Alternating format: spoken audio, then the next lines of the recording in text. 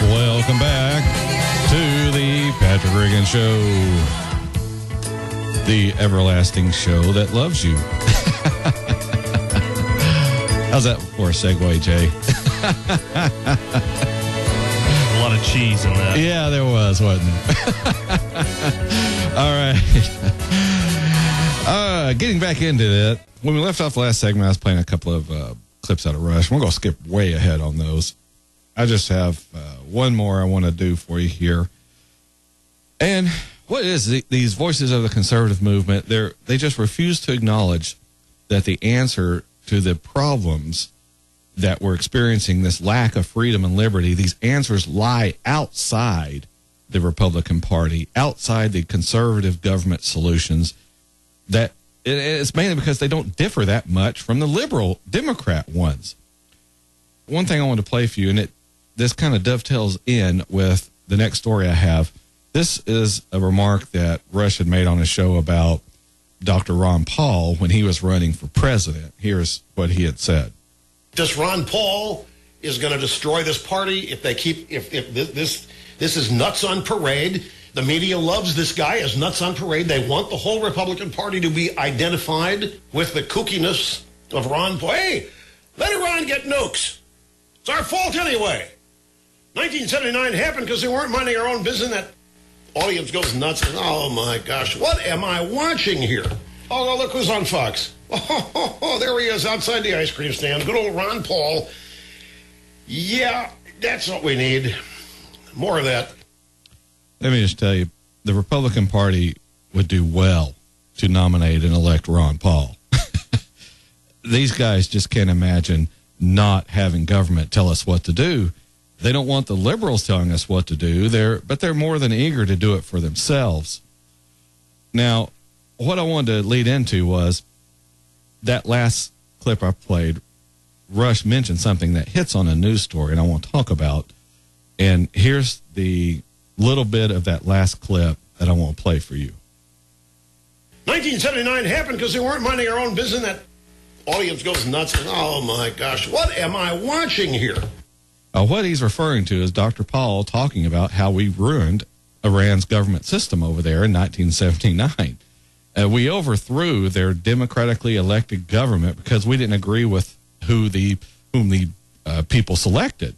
Now, Rush clearly didn't believe that, or he was ignorant of it, or he might even approve of doing something like that, overthrowing a leader of another country just because we don't like them. Something we wouldn't tolerate in our own country, but it's fine when we do it to others. But the story broke this week confirming that, yes, we were involved. 60 years after the overthrow of the Iranian Prime Minister Mohammad Mossadegh, a declassified CIA document acknowledges that the agency was involved in the 1953 coup. And of course, this is what led up when we refer to 1979, the taking of the hostages there in America from the American embassy. The Independent National Security Archive Research Institute, which published a document Monday, says the declassification is believed to mark the CIA's first formal acknowledgement of its involvement. The documents, declassified in 2011 and given to a George Washington University research group under the Freedom of Information Act, come from the CIA's internal history of Iran from the mid-1970s and paint a detailed picture of how the CIA worked to oust Mossadegh. In a key line pointed out by Malcolm Byrne, the editor who worked through the documents, the CIA spells out its involvement in the coup.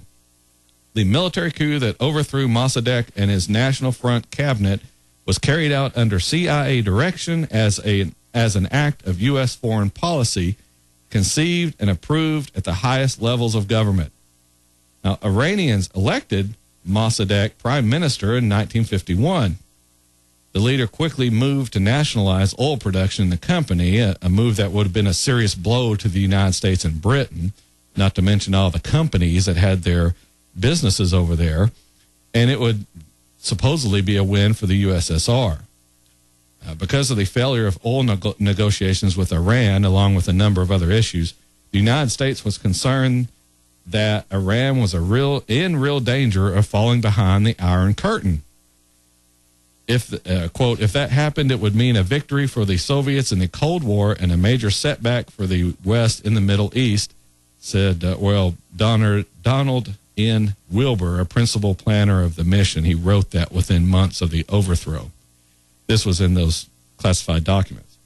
It was the aim of the TPA-JAX project, that was the mission's code name, to cause the fall of the Mossadegh government and to reestablish the prestige and power of the Shah.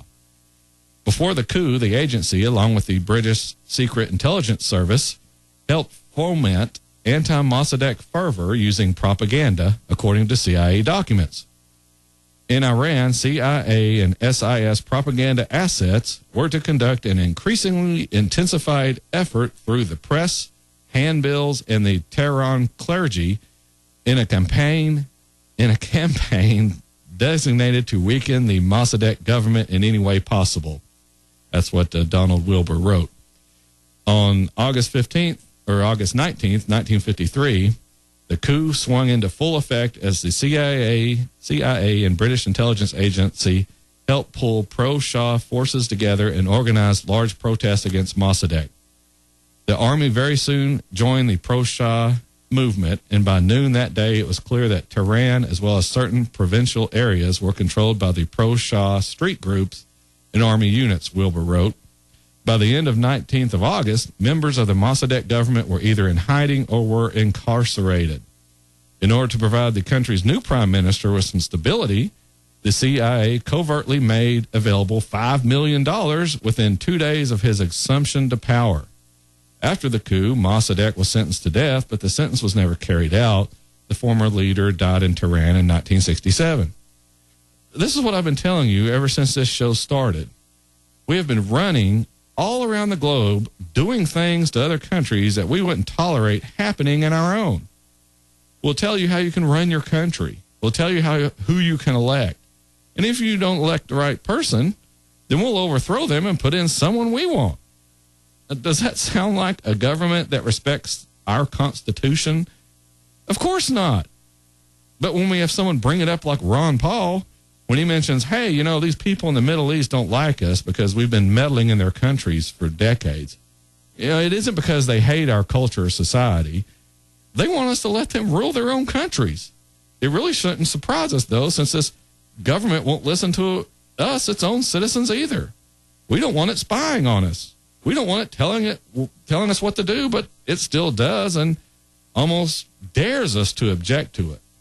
When we have someone come out and tell the American people about the abuses of our government, hello, Edward Snowden, the government sets out to distract us with stupid, irrelevant issues and stories so we won't pay attention to the real problems at hand.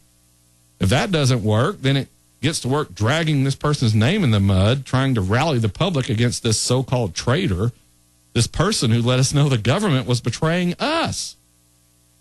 Can you see now the danger that our own government poses to us, the citizens who are supposed to be its boss? We are the ones that are supposed to be in charge. The government derives its power from what we give it, not the other way around. This is why we need to watch in this country for when we start labeling people terrorists. We start treating the president as some holy leader who cannot be questioned or parodied. We start treating Washington as a holy shrine to this entity known as government. This is why so many people get mad at radio shows like this one. You know, I dare question their religion of government, their God being the president. It doesn't matter whether it's Republican or Democrat, whichever side's in charge. Everyone out here like me, people questioning government, suggesting that government isn't the answer. Oh, we're all being subversive. We're encouraging the terrorists. All right, we're already up on the final break here on the Patrick Riggins Show. When we come back, we'll get to this guy that was working at the Department of Homeland Security. We have some interesting little performance he had. We had this smuggled to us, and we'll play that in the last segment of the show here on the Patrick Riggins Show. We'll be back.